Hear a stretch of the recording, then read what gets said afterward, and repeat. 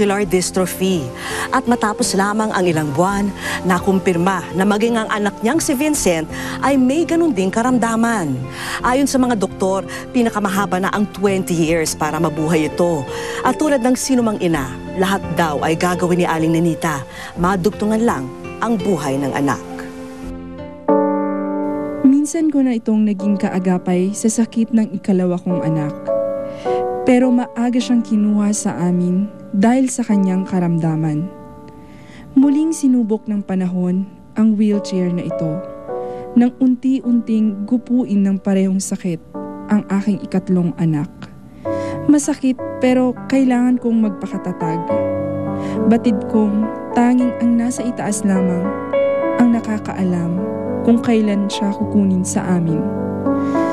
Pero habang nandito pa siya, gagawin ko ang lahat upang maipadama sa kanya ang init ng aking pagmamahal.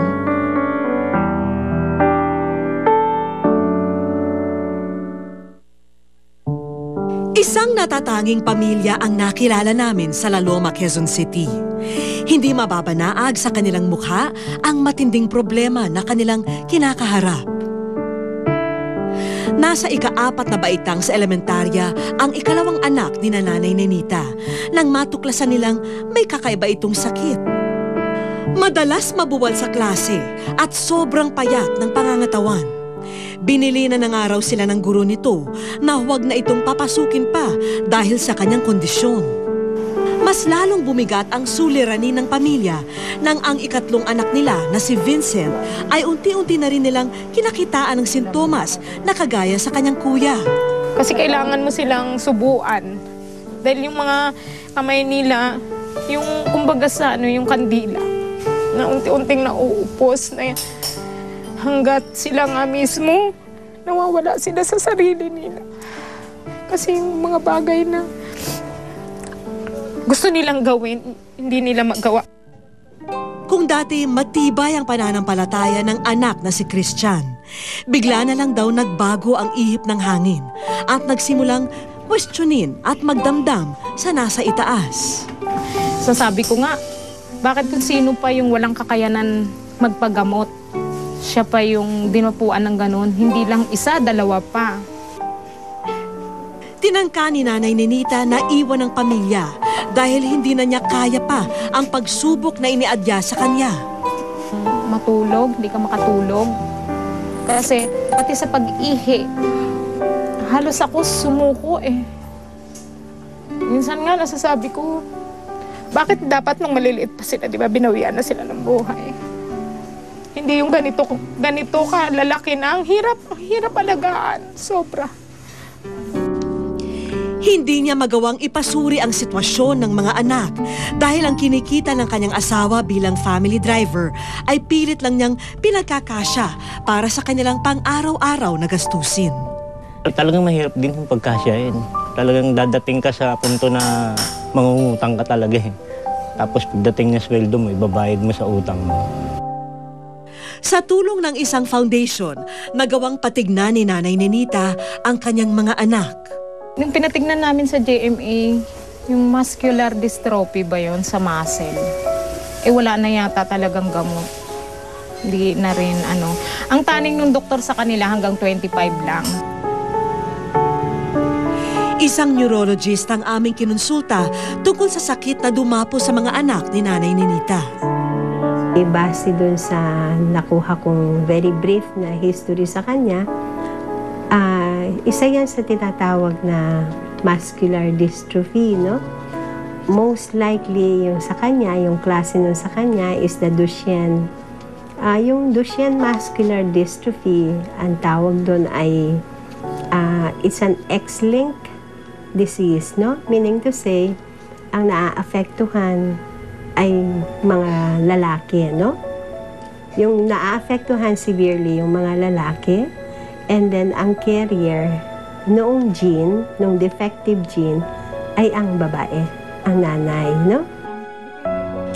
Payo ni Doktora Aida, kailangang sumailalim sa early intervention o counseling ang mga kababaihan sa pamilya na may ganitong history ng sakit upang mabatid kung gaano kalaki ang tsansang magkaroon ng anak na may muscular dystrophy. Hindi na nga raw kaagad nalaman ni Nanay Nenita na ang sakit ng kanyang 2 anak ay namana ng mga ito sa kanilang pamilya. 16 na taong gulang daw kasi siya nang umalis sa kanilang bahay upang mamuhay mag-isa. Nakumpirma niya lamang ito nang makita ang iba niyang kaanak na may parehong kalagayan. Kasi sabi ko sa sarili ko, hindi magbibigay ang Diyos ng problema sa atin na hindi natin kakayanin. Kaya umaasa ako na isang araw may mga taong hihipuin para sa mga anak kong tulungan sila.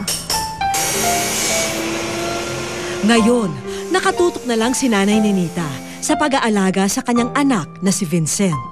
Ang isa kasi niyang anak na may sakit, sa kasamaang palad, binawian na ng buhay nitong nakaraang Enero. Kaya lahat daw ay gagawin niya, mapahaba lang ang buhay ni Vincent. At isang paraan na nga na naisip niya ay umuwi sa Negros at makipisan muna sa kanyang kapatid. Kahit paano raw ay mas makabubuti para kay Vincent na manirahan sa probinsya. Mabait siyang kapatid. Nung bata pa ako, siya yung talagang palaging umaalala sa akin. Saka siya yung, sa magkapatid kami, siya yung nagpursiging mapuntahan ako dito sa Maynila na makita yung kalagayan ko. Hindi kailanman susuko sa hamon ng buhay si Nanay Nenita. Positibo ang kanyang pananaw na balang araw mararating nila ng kanyang pamilya ang probinsyang maaring bumago sa kalagayan ni Vincent. Dito sa Barangay Langub, Escalante City, Negros Occidental, naninirahan ang kapatid ni Nanay Nenita. Payak at malayo sa sibilisasyon ang tirahan ni Mang Oscar. Matagal na nga raw hinihimok ni Mang Oscar ang kapatid na sa kanila na lang manirahan. Mas magiging mainam daw kasi ang kalagayan ng mga anak ni Nanay Nenita sa probinsya. Naipaalam na rin niya ito sa kanyang sariling pamilya. Pero dahil parehong salat sa buhay, nag-aantay na lang sila ng mahabaging kamay na magpapalihog sa kanila ng tulong. Dito siya nag-antos dito sila pero at least nagtitiis siya sa tungod sa dalawa yung anak ng lupog. O namatay lang to nagligad nga mga binulan. Wish ko lang